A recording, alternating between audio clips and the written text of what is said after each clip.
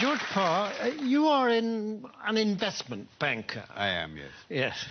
And as such, you have your fingers right on the pulse of the financial market. Yeah, very much so, yes. And during the summer, there's been a great deal of turbulence and volatility in the market, yes. Tremendous, yes, tremendous. Yes, yes. And what has caused that? Well, you have to remember two things about the markets. One is that they are made up of very sharp and sophisticated people who, these are the greatest brains in the world. And the second thing you have to remember is that the financial markets, to use the common phrase, are driven by sentiment. What does that mean? What does that mean? Well, things, let's say, are just going along as normal in the market, and then suddenly, out of the blue, one of these very sharp and sophisticated people says, "My God, something awful's going to happen! We lost everything! Oh, my God, what are we going to do? What are we going to do?" Shall I jump out of the window? Shall I jump out of the window? Exactly. Let's all jump out of the window. Sell! We've lost a sell! Sell! Yes. Precisely. Yes. Precisely.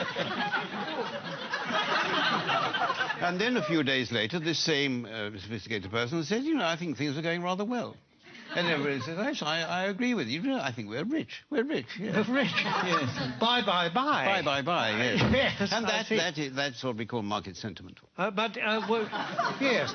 Surely we are exaggerating just a bit, aren't well, we? I don't know. I mean, in August, in the middle of August this year, when the market absolutely plunged in London, a well-known city firm, State Street Global Markets, issued a statement in which it said, and I quote, "Market participants don't know whether to buy on the rumour and sell on the news, do the opposite, do both, or do neither, depending on which way the wind is blowing," unquote.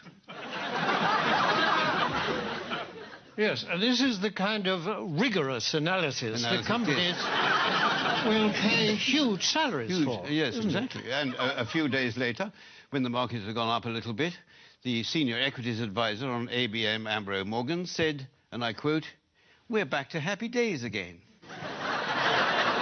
Well, no price is too high for that kind of mature wisdom. Certainly not. The reason this sort of people are paid millions of pounds in bonuses. Yes, of course.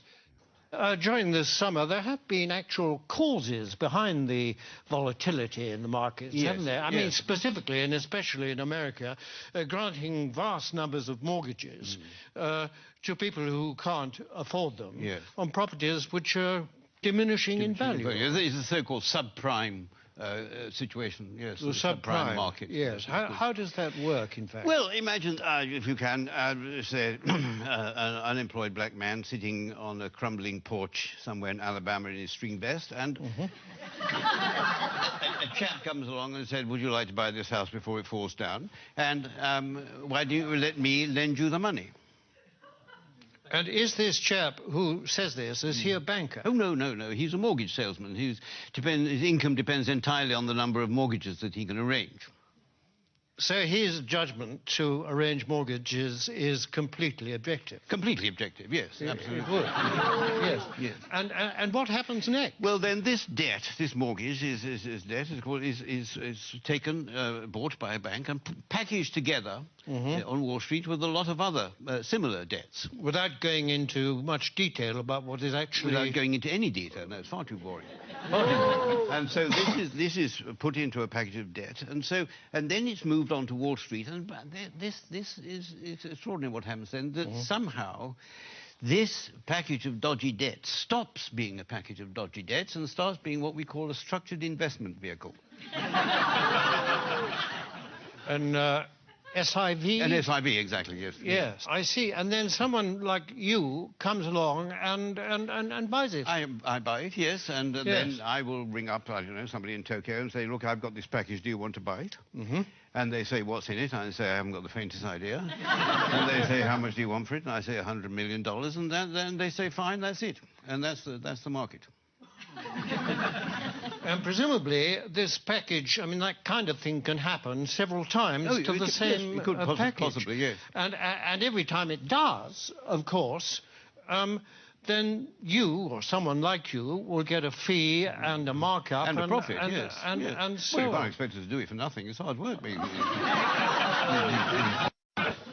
in view of the fact that in these packages there's a lot of dodgy debt, what is it about it that attracts the financial, risk takers? Yeah, well, because these hedge funds, as they're called, which specialize in these debts, they all have very good names.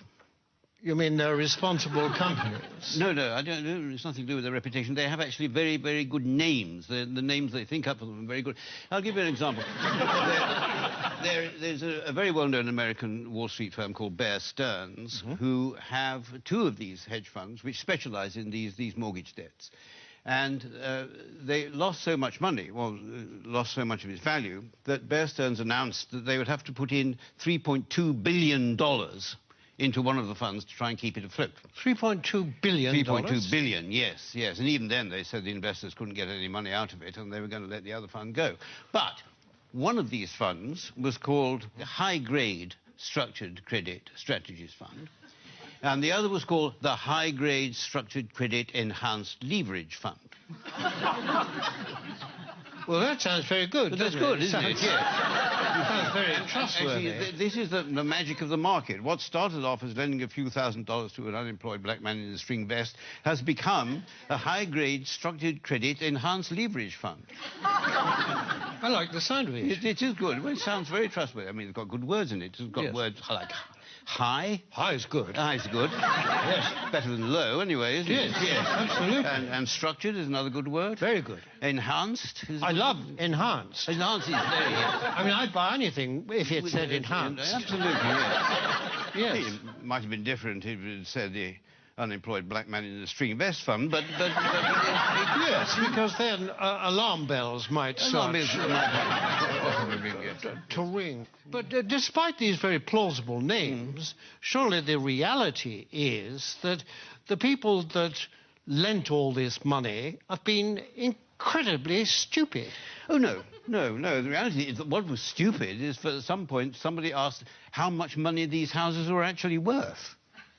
I mean, if they hadn't bothered to ask that question, then everything would have gone on as perfectly normal. But unfortunately, they did. I see, but now, you see, people are saying the crisis is likely to turn into financial meltdown. I mean, can that be avoided? It can be avoided, provided that governments and central banks give us, the financial speculators, back the money that we've lost.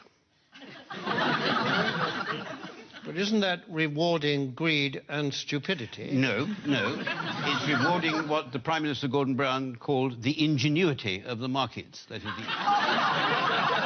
You see, and we don't want this money to spend on ourselves. We want this money just to go into the market so that we can carry on borrowing and lending money as if nothing had happened without thinking too much about it. Yes, but if the worst came to the worst and you didn't get this money, what then? Well, then there'd be another market crash, and then I would say to you what people like me always say, that it's not us that will suffer, it's your pension fund. Thank you very much, George Parr. A pleasure.